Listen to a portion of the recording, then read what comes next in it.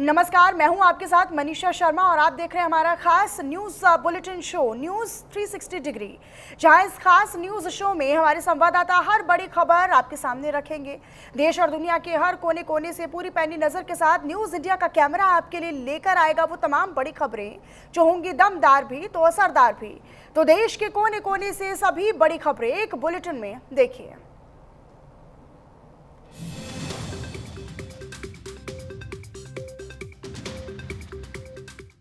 कश्मीर में शहबाज शरीफ सरकार के खिलाफ जनता का गुस्सा सड़कों पर साफ नजर आ रहा है। मीरपुर से लेकर रावलकोट और कोटली तक हजारों लोग सरकार की नाकामी, महंगाई, भ्रष्टाचार और बुनियादी सुविधाओं की कमी के खिलाफ प्रदर्शन कर रहे हैं। पाकिस्तान के कब्जे वाले कश्मीर यानी पीओके में फूटा गुस्सा। पाकिस्तान सरकार के खिलाफ उठी बगावत की लहर। शहबाज शरीफ की नाकामी, भ्रष्टाचार और दशकों की उपेक्षा के खिलाफ हजारों लोग सड़कों पर उतर आए। मीरपुर, कोटली, नीलम घाटी, केरन और रावलकोट हर तरफ से आ रही नाराजगी की आवाजें। आवामी एक्शन कमेटी के आह्वान पर बंद और चक्का जाम के बीच पाकिस्तान सरकार ने घबराकर इंटरनेट सेवा भी बंद की और यहां तक कि फोर्स भी तैनात कर दी, लेकिन लोगों का जोश टूटा नहीं। एएसी नेता ने ललकारा और ये बातों से नहीं जूतों से मानने वाले हैं। पाक सेना की फायरिंग की घटनाएं भी सामने आ रही हैं। पीओके की सड़कों पर गोलियों की गूंज और गुस्से की तड़प एक साथ सुनाई दे रही है। ये प्रदर्शन सिर्फ विरोध नहीं, पाक हुक्मरानों को जनता का साफ संदेश है, अब बहुत हो गया।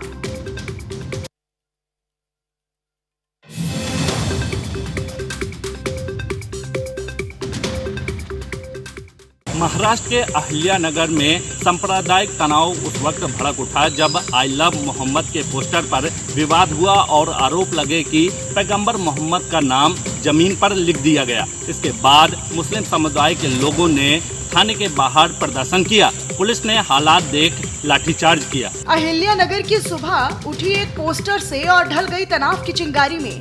आई लव मोहम्मद पोस्टर को लेकर छिड़े विवाद के बीच आरोप लगा कि पैगंबर का नाम जमीन पर लिखा गया, जिसके बाद लोगों की धार्मिक भावनाएं आहत हो उठी। हिंसा भड़क उठी। मालीबाड़ा की गलियों में विरोध के नारे गूंजे। सैकड़ों की भीड़ कोतवाली थाने के बाहर प्रदर्शन करने के लिए पहुंची। हालात बिगड़ता देख पुलिस ने लाठीचार्ज किया और भीड़ को खदेड़ा। इसी दौरान एक आरोपी को गिरफ्तार किया गया। इलाके में सन्नाटा है, लेकिन अंदर ही अंदर लोगों का गुस्सा धधक रहा है। छत्रपति संभाजी राजमार्ग पर रास्ता रोको आंदोलन किया गया। प्रशासन भी अलर्ट पर है और अफवाहों से बचने की अपील की जा रही है। मुख्यमंत्री देवेंद्र फडणवीस ने इसे साजिश करार दिया और कहा कि राज्य में माहौल बिगाड़ने की कोशिश की जा रही है। हम साजिशकर्ताओं को बेनकाब करेंगे।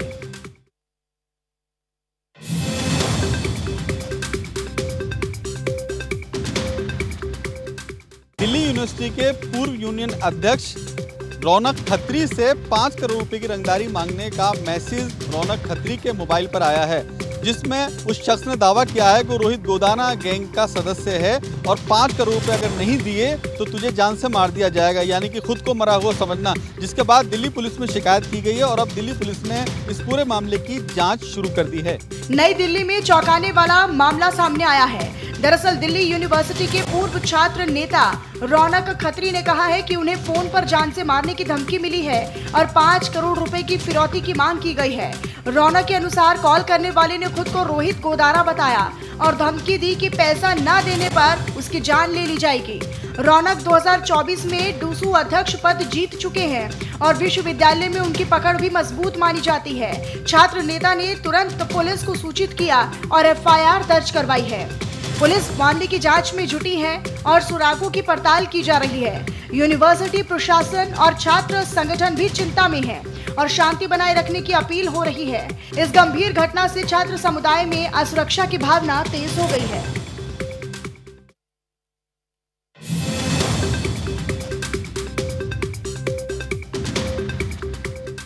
यूपी के आगरा से बाबा को गिरफ्तार किया गया है, लेकिन बाबा ने इसी दौरान 13 होटल बदले। जब दिल्ली से फरारी काट रहा था चेतानंद स्वामी महाराज बाबा, उस समय 13 होटल बदले।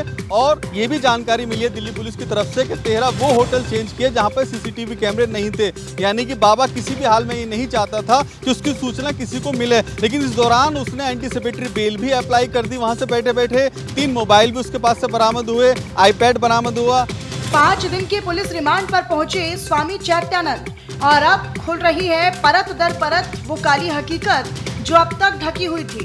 पुलिस उन्हें उसी इंस्टीट्यूट में लेकर गई जहां ग्राउंड फ्लोर पर बना था एक कथित टॉर्चर रूम। सूत्रों के मुताबिक स्वामी चैत्यानंद छात्राओं को उसी कमरे में बुलाया करता था, लेकिन स्वामी चैत्यानंद पूछताछ में अब तक कोई सहयोग नहीं कर रहा है। बार बार एक ही बात दोहरा रही है कि सारे आरोप बेबुनियाद हैं, निराधार हैं। पुलिस सूत्र बता रहे हैं कि पिछले 40 दिनों में चैत्यानंद ने 13 होटल बदले और हर बार ऐसे होटल चुने जहां सीसीटीवी ना लगा हो। इसके पीछे का क्या मकसद था? 3 मोबाइल फोन और एक आईपैड भी जब्त किया गया है और अब उनकी डिजिटल जांच से मिल सकती है कोई बड़ी जानकारी। अब ऐसे में बड़ा सवाल ये है कि चैत्यानंद का चुप रहना कहीं बहुत कुछ कह तो नहीं रहा।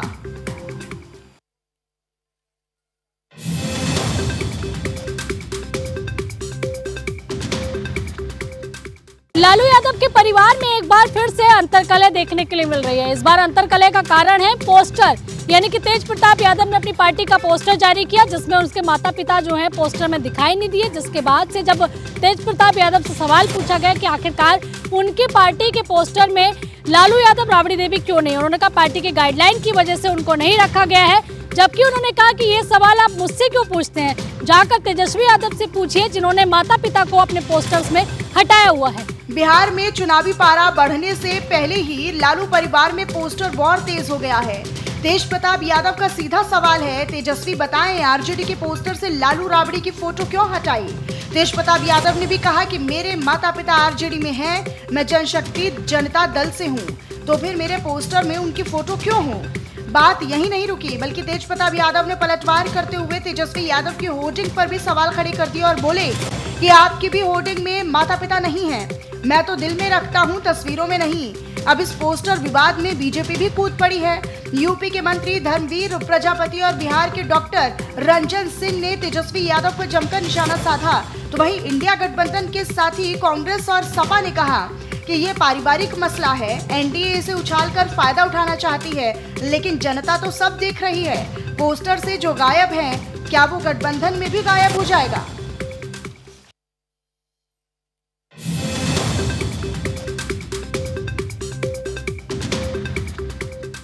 बिहार में परियोजनाओं का दौर जारी है। आज अश्विनी वैष्णव और डिप्टी सीएम सम्राट चौधरी ने रेल परियोजनाओं को हरी झंडी दिखाई।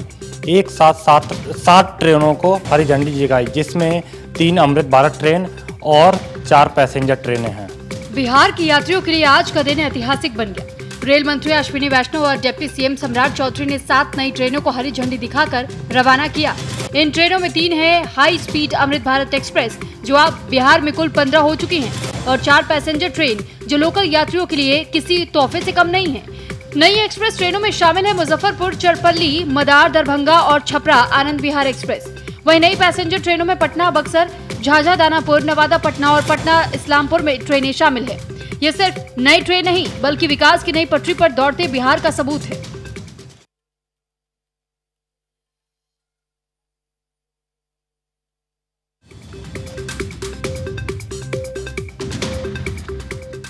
बिहार के भागलपुर में जेडीयू विधायक गोपाल मंडल मंच पर डांस करते हुए नजर आए। इसी दौरान एक युवक अचानक से डांस करते हुए उनके पास पहुंच गया। बस फिर क्या था, विधायक जी नाराज हो गए और शख्स को जोरदार थप्पड़ जड़ दिया।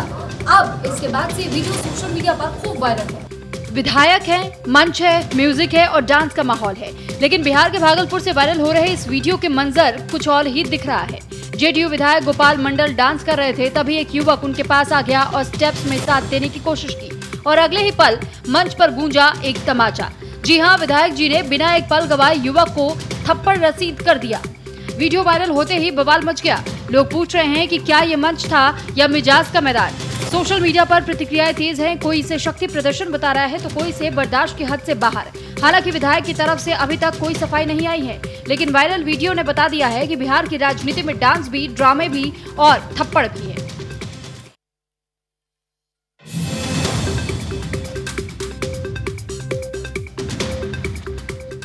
बिहार के डिप्टी सीएम विजय सिन्हा ने सीधा आरजेडी पर हमला बोला है। उन्होंने मंच से बोलते हुए कहा कि बिहार को जातिवाद की जहर, कहर और लहर ने बर्बाद कर दिया। उन्होंने ये भी दावा किया कि अब बिहार की जनता उन्हीं चेहरों को वापस सत्ता में नहीं लाएगी। बिहार की राजनीति में चुनावी गर्मी अब बयानबाजी में दिखने लगी है। डिप्टी सीएम विजय सिन्हा ने मंच से आरजेडी पर करारा हमला किया है और कहा कि बिहार को बर्बाद करने वालों को अब जनता मौका नहीं देगी। उन्होंने जातिवाद की राजनीति पर निशाना साधते हुए कहा कि जाति के जहर से, लहर से और कहर से बिहार को बर्बाद किया गया। विजय सिन्हा यही नहीं रुके, उन्होंने ये भी साफ किया कि एनडीए सत्ता के लिए नहीं, सेवा के लिए एकजुट है और यहाँ सामूहिक नेतृत्व की परंपरा है। उनके इस बयान के सियासी मायने निकाले जा रहे हैं कि क्या ये इंडिया गठबंधन की एकजुटता पर कटाक्ष था या आने वाले चुनाव की पिच तैयार हो चुकी है। बिहार में अब हर बयान चुनावी हथियार बनता जा रहा है।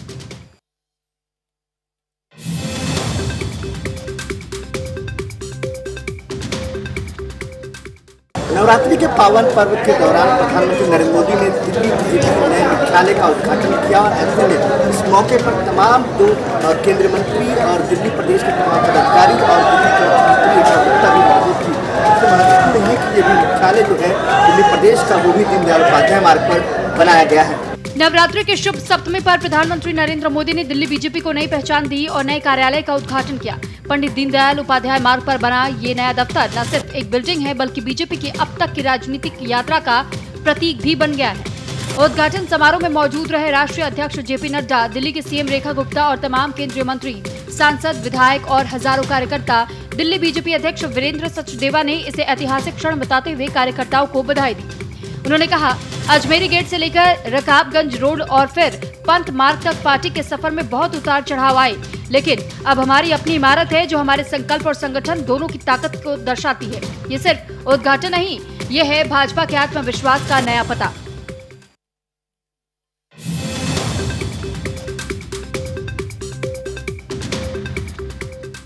लोक आस्था का महापर्व छठ अब राजनीतिक गलियारों में भी एक चर्चा का विषय बन चुका है। दरअसल प्रधानमंत्री नरेंद्र मोदी ने इसे ग्लोबल फेस्टिवल का दर्जा दे दिया, तो वहीं अब इसको लेकर के बहस छिड़ चुकी है कि आखिर ये वाकई संस्कृति से जोड़ करके देखा जाए या चुनाव के संदेश के लिहाज से। छठ एक पर्व जो परंपरा और श्रद्धा से भरा हुआ है, लेकिन अब इसके सुर में सियासत भी घुलती दिख रही है। प्रधानमंत्री नरेंद्र मोदी ने छठ को ग्लोबल फेस्टिवल कहा और ये बयान ऐसे समय आया है जब बिहार में चुनावी जमीन गर्म है। छठ खासकर बिहार, यूपी, झारखंड और दिल्ली, मुंबई जैसे शहरों में रहने वाली पूर्वांचली आबादी के लिए सिर्फ एक त्योहार नहीं, भावनात्मक जुड़ाव का जरिया है। यही वो वर्ग है जिसे बीजेपी साधना चाहती है और ग्लोबल फेस्टिवल का संदेश उसी दिशा में एक मजबूत चाल मानी जा रही है। छठ को अंतर्राष्ट्रीय मंच पर पहचान दिलाकर बीजेपी ग्रामीण, धार्मिक और लोअर मिडिल क्लास वोटर्स के दिल तक पहुँचना चाहती है। क्या ये आस्था से वोट तक की यात्रा सफल होगी? जवाब चुनाव के नतीजे देंगे, लेकिन शुरुआत जरूर हो चुकी है सूर्योपासना की सियासत की ओर।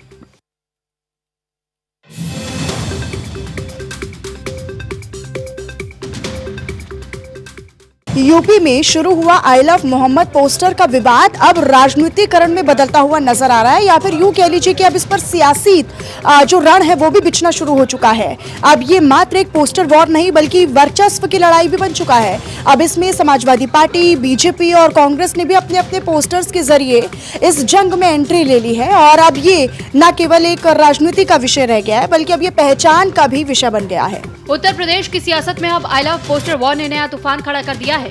कानपुर से शुरू हुए आई लव मोहम्मद विवाद पर अब हर पार्टी का जवाब आ रहा है। सोशल मीडिया पर I love Ram, I love Mahadev जैसे ट्रेंड चलने लगे तो सड़कों पर बीजेपी ने I love Yogi Adityanath poster के साथ ताकत दिखाई। जवाब में समाजवादी पार्टी ने लखनऊ ऑफिस के बाहर आई लव अखिलेश यादव और आई लव सामाजिक सौहार्द जैसे पोस्टर लगा दिए।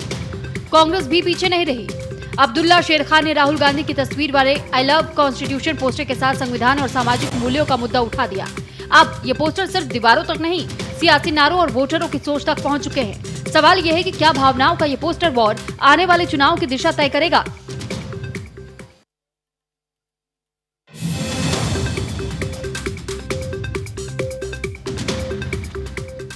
बिहार में चुनावी बेसात बीत चुकी है और सियासत का पारा चढ़ाने मैदान में उतर चुके हैं प्रशांत किशोर।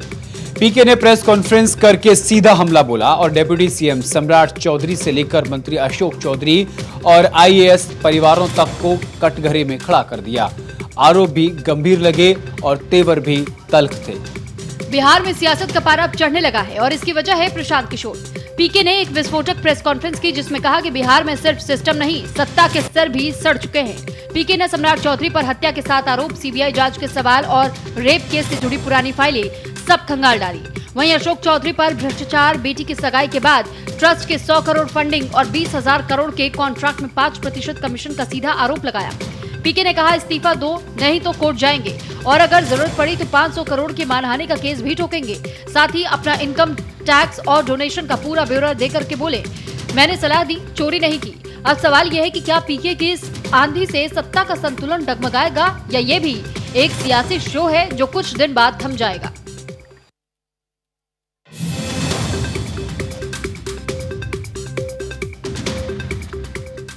एशिया कप में भारत ने जीत का खिताब तो हासिल कर लिया, लेकिन अवार्ड ना लेकर पाकिस्तान को साफ साफ संदेश दे दिया कि हम आतंकवाद पर जीरो टॉलरेंस रखते हैं। जब अवार्ड लेने की बात आई तो सियासत गरमा रही थी। इस बीच मंच सन्नाटा रह गया।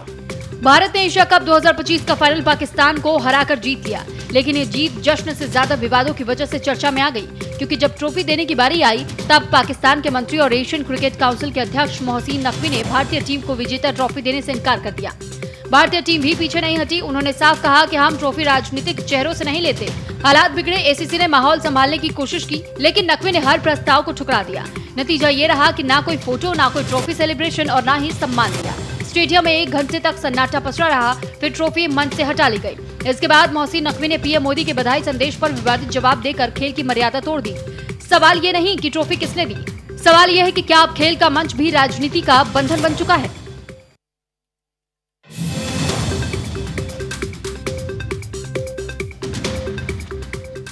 एक नेता, एक वाकया और लोकतंत्र के सीने पर एक और बार राहुल गांधी को गोली मारने की धमकी ने सियासत को सुलगा दी।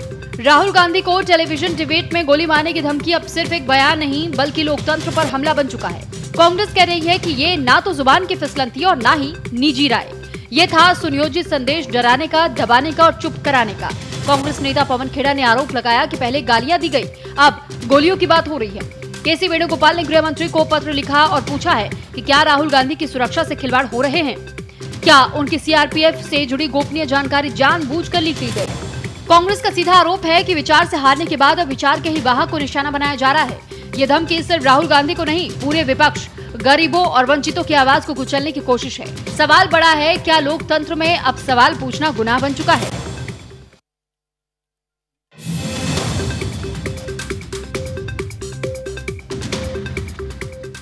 उदयपुर में तेंदुआ घर में घुसा, लेकिन यहाँ शिकारी खुद शिकार बन गया।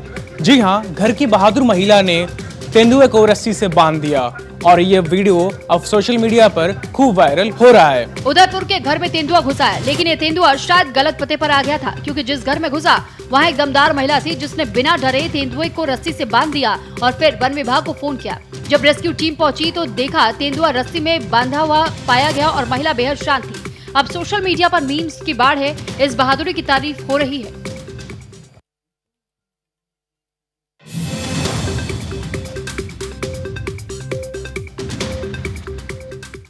सोने चांदी के दाम में एक बार फिर उछाल देखने को मिला।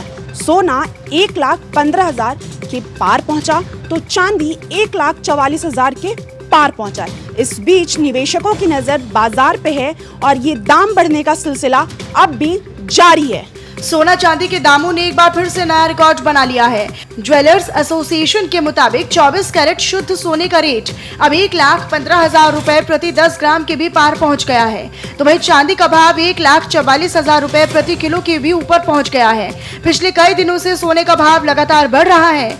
26 सितंबर को 22 कैरेट सोना 1,03,000 रुपए के करीब था, जबकि अब 1,05,000 के भी ऊपर पहुंच चुका है। इस उछाल के पीछे वैश्विक बाजार और निवेश की तेजी मानी जा रही है। अब ऐसे में सोने चांदी में निवेश करने वालों के लिए ये समय काफी अहम है।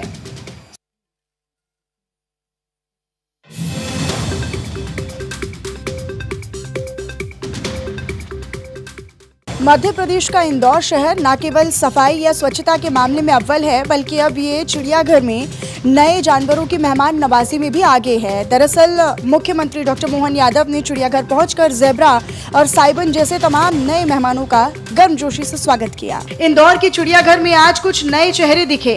हम इंसानों के नहीं बल्कि जानवरों की बात कर रहे हैं। मध्य प्रदेश के मुख्यमंत्री डॉक्टर मोहन यादव खुद पहुंचे और नए वन्य मेहमानों का स्वागत किया। उन्होंने इस दौरान कहा कि बायोडाइवर्सिटी ही असली धरोहर है और मध्य प्रदेश में इसे बचाने की हर मुमकिन कोशिश की जा रही है।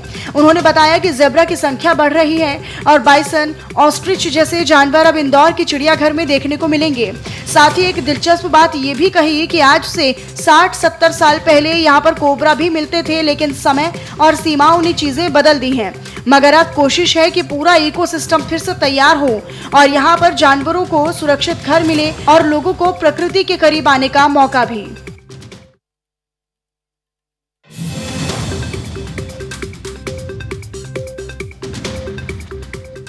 कनाडा ने लॉरेंस बिश्नोई को आतंकवादी गैंग में शामिल किया है। शामिल ही नहीं किया बल्कि उसको आतंकवादी समूह में भी शामिल किया। ये अंतर्राष्ट्रीय स्तर पर सख्ती देखने को मिल रही है लॉरेंस बिश्नोई के खिलाफ। कनाडा सरकार ने लॉरेंस बिश्नोई और उसके गैंग को आतंकवादी संगठन घोषित कर दिया है। ये एक बड़ा फैसला है जो इस गैंग के खिलाफ अंतर्राष्ट्रीय स्तर पर सख्त रुख दर्शाता है। बिश्नोई गैंग पर कई संगीन अपराधों के आरोप हैं और अब कनाडा ने इन्हें टेररिस्ट ग्रुप में शामिल कर एक कड़ा संदेश भी दिया है। फिलहाल इस फैसले से सुरक्षा एजेंसियों में हलचल मची हुई है।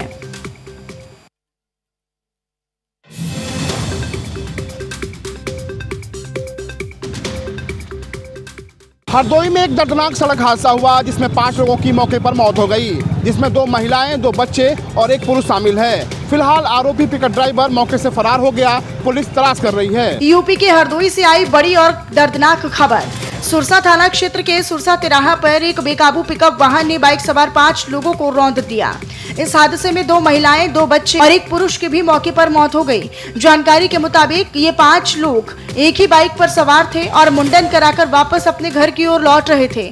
पिकअप चालक घटना के बाद से फरार है। पुलिस ने मामले की जांच शुरू कर दी है और फरार चालक की तलाश में जुटी हुई है। यह हादसा इलाके में शोक की लहर लेकर आया है।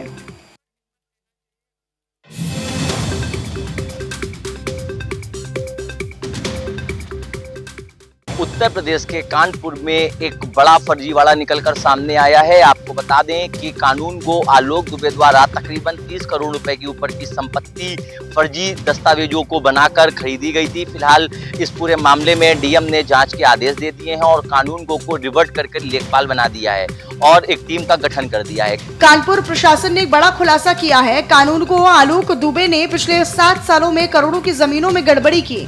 उनकी पत्नी, बच्चों और लेखपाल अरुणा द्विवेदी के नाम करीब 41 संपत्तियां हैं जिनकी कीमत 30 करोड़ से भी ज्यादा है। खास बात यह है कि ये जमीनें मुख्य रूप से सचेंडी और बिठूर के आसपास की हैं।